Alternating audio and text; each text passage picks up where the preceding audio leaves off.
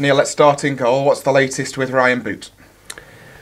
The latest is that he went for a scan and it showed that he hadn't broken his foot, but he had some. I think he damaged a ligament, so he'd probably be unavailable for a couple of weeks.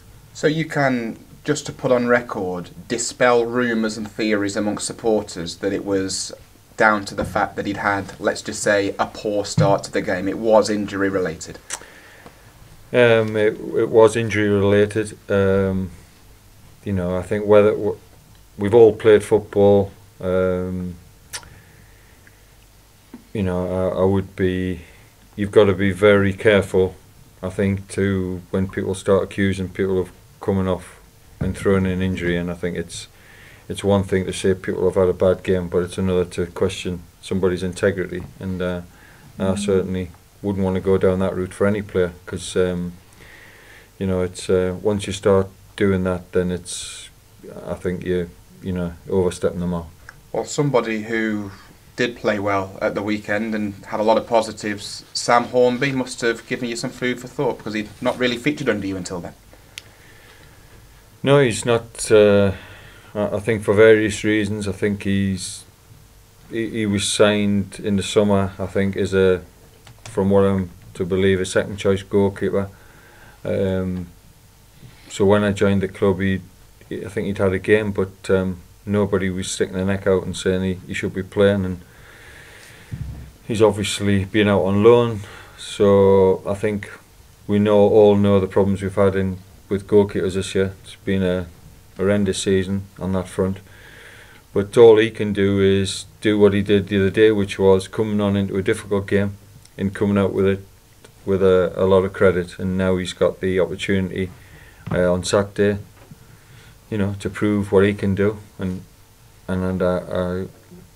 I really hope that he does well and he can take it, as you say, with both hands. Well, he's just told us that he's actually got another year on his deal. From the little that you've seen competitively, have you seen enough potential to prove to you he has got a future in the game? I think with any player, you're always playing for your place, and obviously your performances on the pitch dictate what you're going to do and whether you're going to stay at a club. He's in a much better position now, because he's now got the opportunity to show what he can do, and at the end of the day, everybody wants that opportunity, and now it's up to Sam to take it and to show that he can be number one keeper. You mentioned to us post-match at Crewe that certain members of the team don't speak enough and don't communicate in ways that you would like. What can you do to improve that as a manager? It's very difficult, because you can only keep telling players, but you cannot play football without communicating. It's a big part of the game. That's why some people who maybe are not have had better days, or have probably legs have gone a little bit, can still have a massive influence on a game by what they do in terms of talking, and we've seen that throughout from the Premier League down. And talking is a skill which some people they grasp it earlier than others, but it is a massive part of the game. And certainly when you're trying to see games out and the opposition push 4 or 5 players up front, you've got to have people who are talking, communicating, pushing people in the right areas, and we didn't have that on Monday, and that's why we ended up conceding. But I think in general, younger players now coming through, probably not as in terms of talking, not as as prevalent as in years gone by, but it is a skill, and certainly players need to talk more, and they need to learn that skill. I was going to say, what do you put the causes of the quietness down to? Is it an age thing, or is it more a confidence thing? I think society now, people don't communicate as much.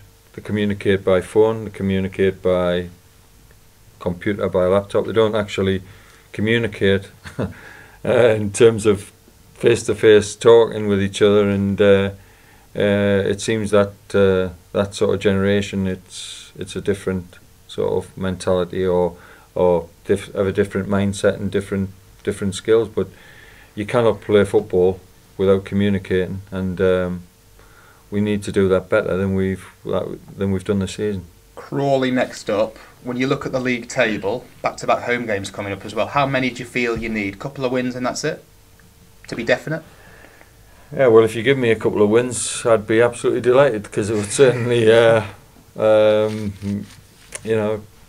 give us a points total, which would be, getting to where we need to be. But you don't set targets because you don't know what the other teams are going to do. I just think we've got to try and maintain our own form, which I think, although we've not won games we would have liked, we've been very difficult to beat, and we've kept picking up points regularly, and we've always been in games, and I think we've deserved more points than we've had from our recent performances. But there's been an improvement, and they've got to keep that going till the end of the season. Must be a boost having 3 of your next 4 here as well, given the fact that apart from the Exeter game, you've not lost here this year.